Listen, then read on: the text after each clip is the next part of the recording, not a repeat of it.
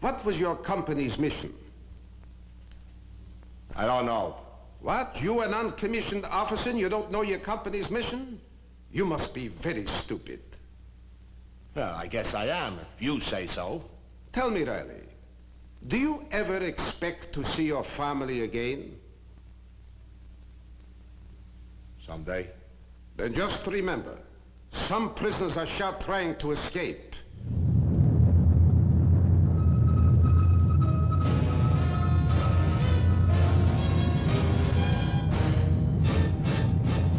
The United States Army presents The Big Picture, an official report produced for the armed forces and the American people. Now, to show you part of the big picture, here is Sergeant Stuart Queen. The Korean War brought forth for the first time in the history of our country the need for a written code of conduct, delineating for the members of the armed forces a set of standards by which to govern themselves when in combat or when captured by the enemy. Today, the big picture shows you the kind of training which the Army is giving its soldiers to prepare them for every eventuality on the field of battle. The Code of Conduct was signed into law by President Eisenhower as Commander-in-Chief of the Armed Forces on August 17, 1955. The standards it embodies represent the official guide which will give America's fighting men the security of knowing exactly what is expected of them in every situation.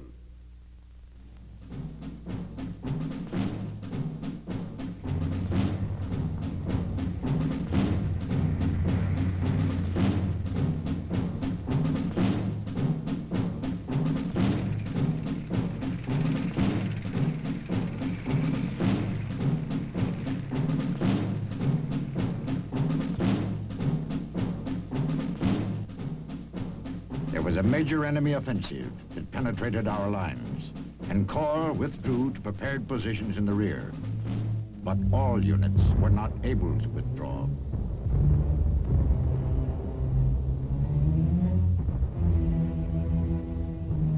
Company A, 1st Battle Group, 64th Infantry.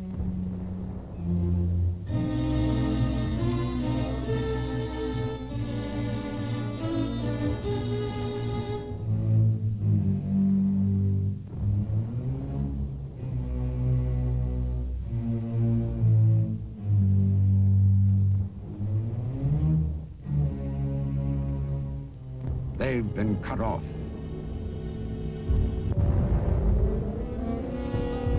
That is Captain Russell, the company commander. He's in a tough spot. Will he hold his position and fight, or break out and return to friendly areas? As far as I can tell, we've been bypassed and cut off. I want each and every man to understand what's going on. I've decided to stay here and fight. So he's going to stay and fight. It's a risk, but in this case, justifiable. So warn your men not to waste any food, water, or ammunition. Okay, move out. I'll be around to check with each of you later.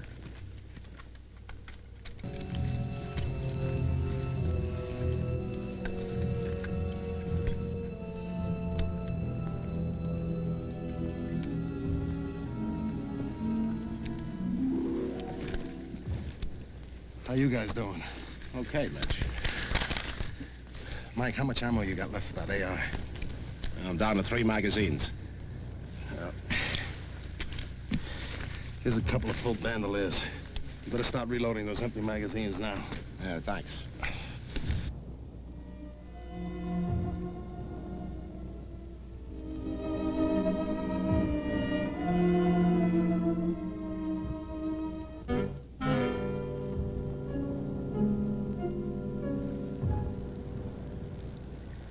I just know we're never going to get out of this alive.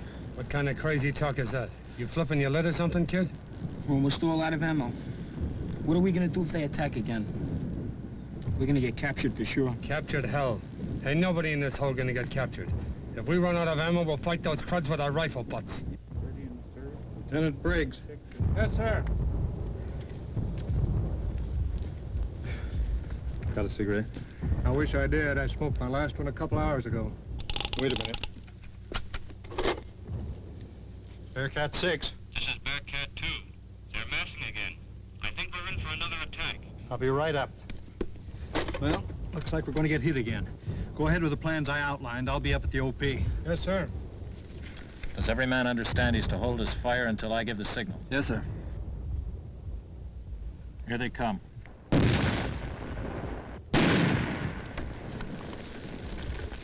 That's just about close enough. Commence firing! Fire!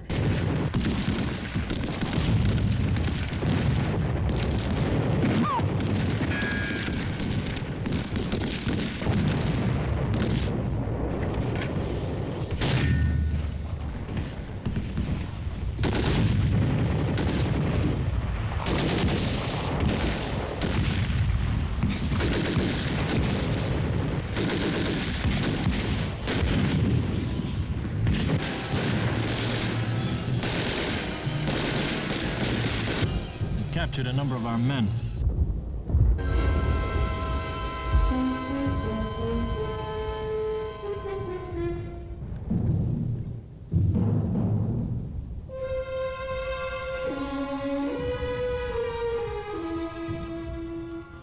It is an American soldier's duty to use every means within his power to escape if he is captured.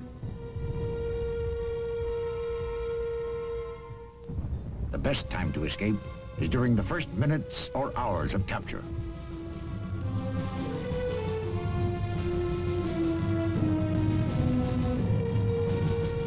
For with each step the prisoner takes, he is moving farther and farther away from his own forces.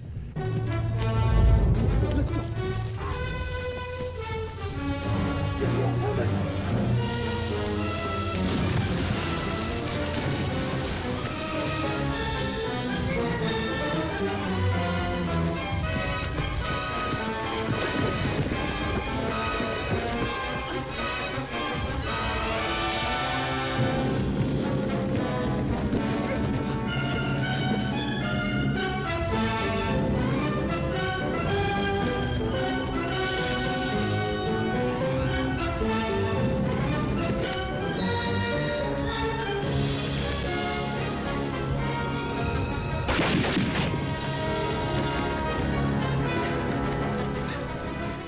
Go on, I'm okay. Good luck.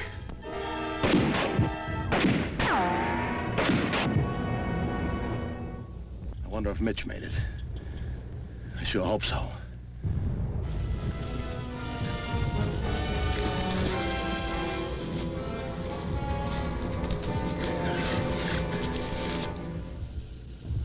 Now here's the scoop. The captain's dead. We don't stand a chance here.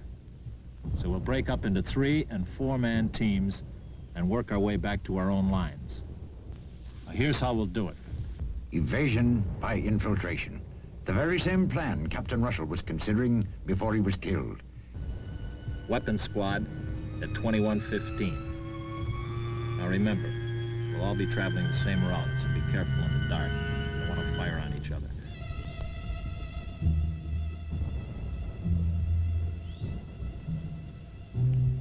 So tell me, how many men did you leave behind?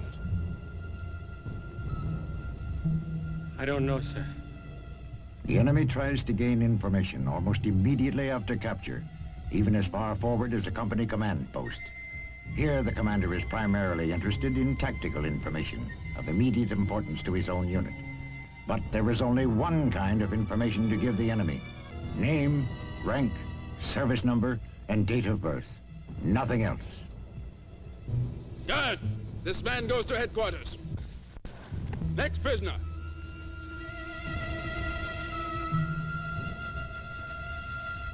During our attack, your mortar fire stopped. What happened? I have no idea, sir. Did they run out of ammunition? I'm sorry, sir. I really don't know. My name is George Edwards, Private First Class. Serial number 14623-175. born January 31st, 1933. Etc., etc., etc. I know, you will not talk. That is all right. It is not my job to make you talk. We have people at headquarters who will do that. Guard, take this one too. Next. Well, what have we here? A non-commissioned officer. Tell me, how did you get captured? Did you run out of ammunition, or did you, well, surrender? Or maybe you were disgusted with the whole business, huh? Look, you can save your breath. All you're getting from me is my name, rank, serial number, and date of birth. Period. Oh, a tough guy. Well, my friend, we have ways of handling tough guys. You'll talk. Guard, this one also goes to headquarters.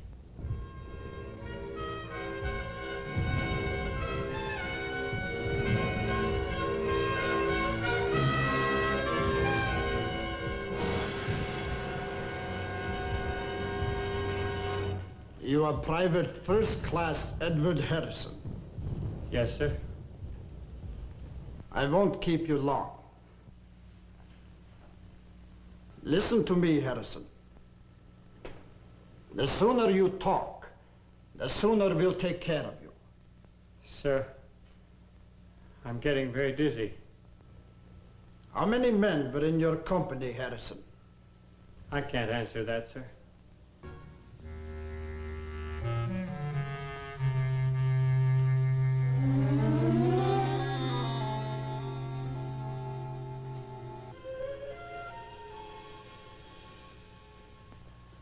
What was the name of your company commander? I'm sorry, sir. I can't answer that question. You cannot answer or you will not answer. Which is it?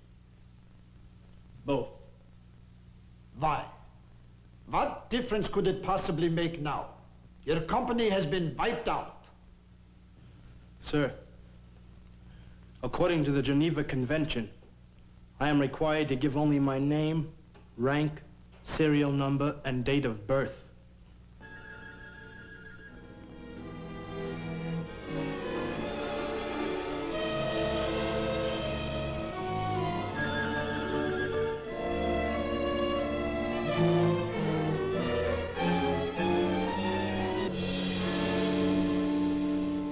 We also want you to know that we did not start this war, and that we only want peace and freedom. Now, we know that you are not fighting for a cause, but that under your system of government, you are forced to fight. That is why we have no quarrel with the soldiers, but you must cooperate. Is there any reason why you shouldn't? Yeah, there is. I'm a soldier in the United States Army, and under the Geneva Convention, all I have to give you is my name, rank, serial number, and date of birth. Very noble, Sergeant. But that attitude will get you nowhere. You must remember, you are in our hands, our prisoner. That's right. And as a prisoner of war, I have certain rights under the Geneva Convention. Let me give you a little piece of advice, my friend. Forget the Geneva Convention. What we do here is our business. We can do anything we want with you, even have you shot. Who will find out? We haven't informed anyone yet that you are a prisoner, as we're supposed to under that convention. At this level of interrogation, the threat of death is sometimes used. But this will not be carried out, because the interrogator knows that he must send Sergeant Riley to higher headquarters for more formal questioning. So you see, Sergeant, actually you are all alone. In fact, right now you are about the loneliest man in the world. So let us be sensible about this whole thing. Now, what was your unit? I can't answer that question. All right, Riley. You continue this and you will be hungry for a long time. I have tried to reason with you. I have tried to make you understand. And now I'm going to send you to some people who are not as understanding as I am.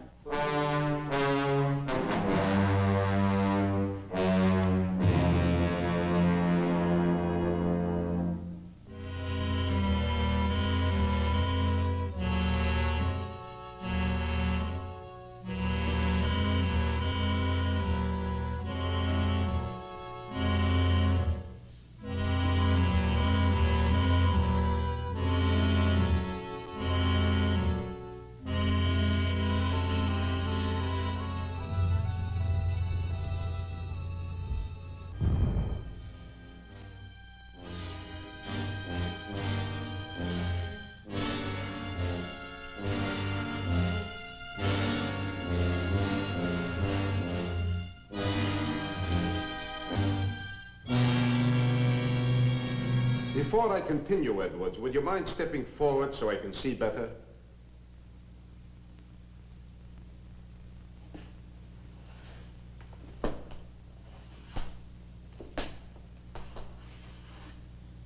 Now, you seem to know quite a bit about the Geneva Convention, Edwards.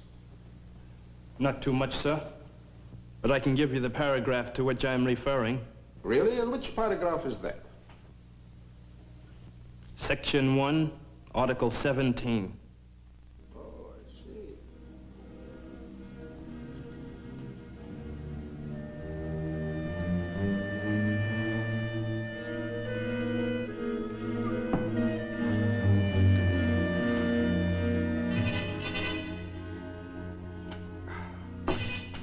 How long have you been in the Army? My name is George Edwards, Private First Class, serial number 14623-175. All right, Edwards, I have no more questions. I'm sending you along for further interrogation, where they will not be as lenient with you as I have. Guard!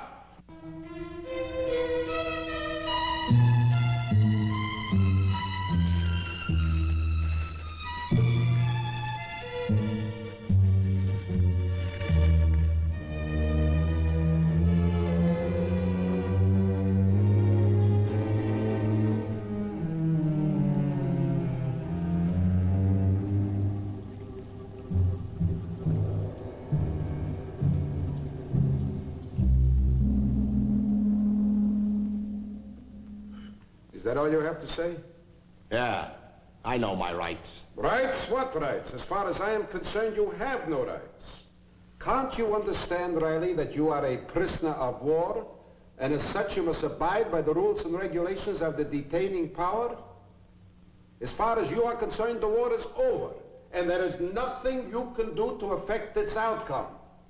So be smart. Cooperate.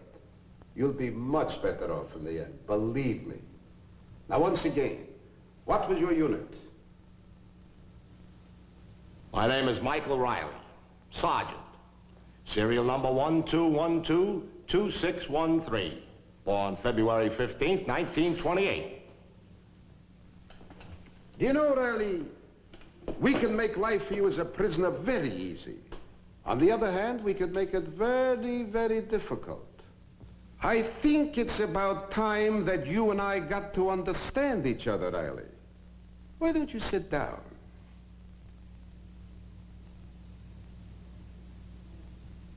Go ahead.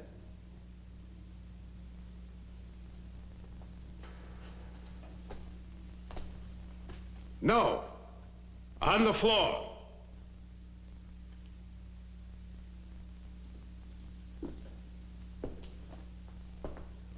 Now, once again, what was your company's mission?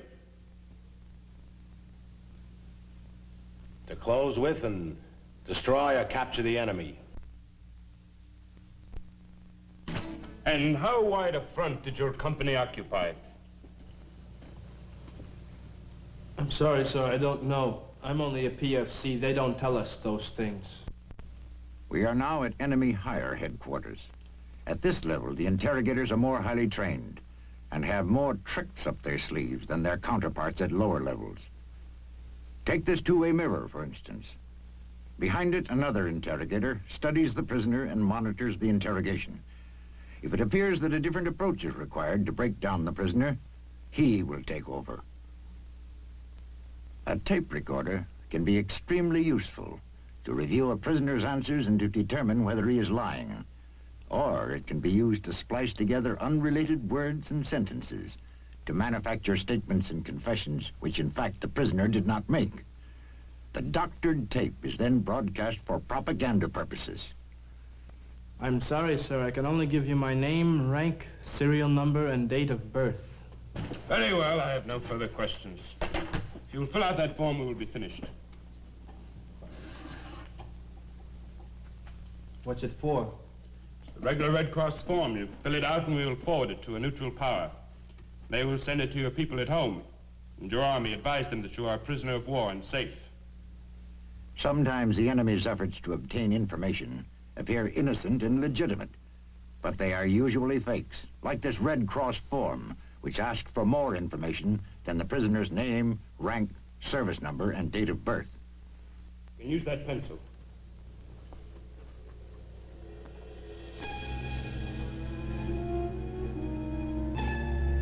If Edwards falls for this trick, he will not be the first prisoner of war to do so.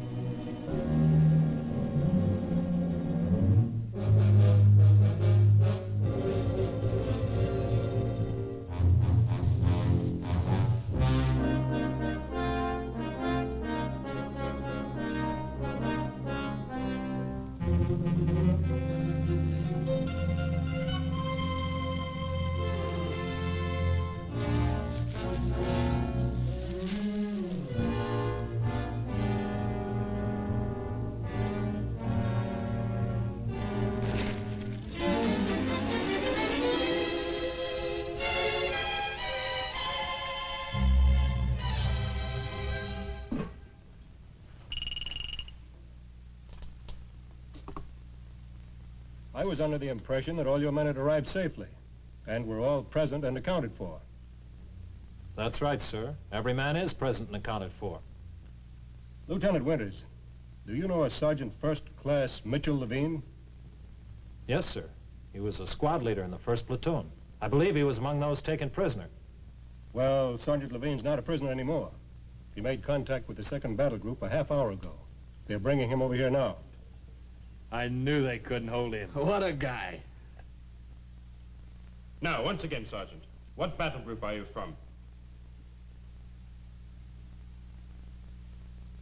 I can't answer that question. You wouldn't expect your own soldiers to give out that information, would you? Never mind our soldiers. There's no comparison. Our soldiers are fighting for a glorious cause. Yours are being reduced to fighting for a rotten system. That's a matter of opinion.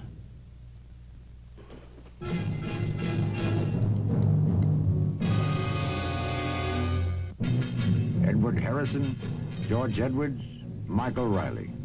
Wherever they go, we can be sure they will continue to resist.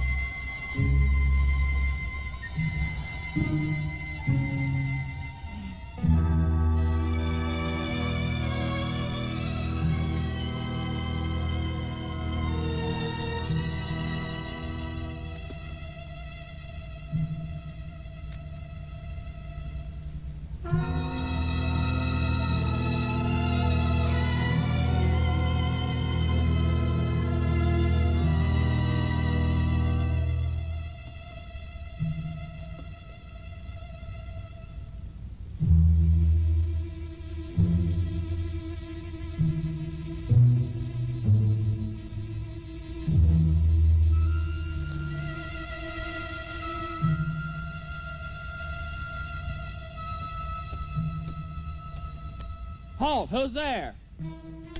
Halt, who's there? Hold it, Bill. He might be one of those guys they told us to watch out for.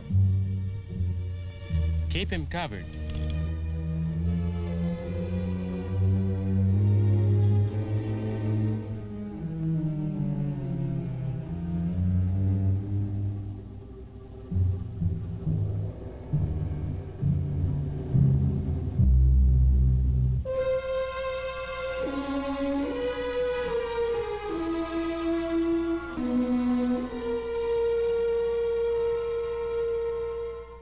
I am an American fighting man. I serve in the forces which guard my country and our way of life. I am prepared to give my life in their defense. I will never surrender of my own free will. If in command, I will never surrender my men while they still have the means to resist. If I am captured, I will continue to resist by all means available. I will make every effort to escape and aid others to escape. I will accept neither parole nor special favors from the enemy. If I become a prisoner of war, I will keep faith with my fellow prisoners.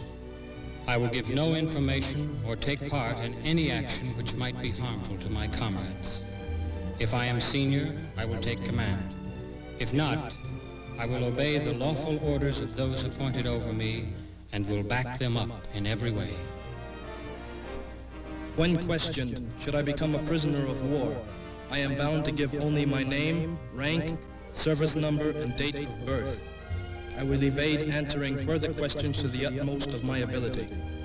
I will make no oral or written statements disloyal to my country and its allies or harmful to their cause.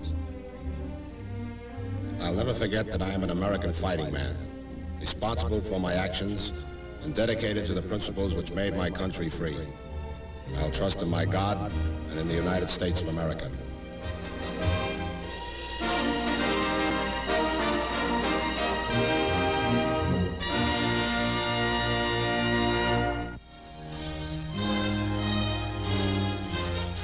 The Big Picture is an official report for the armed forces and the American people.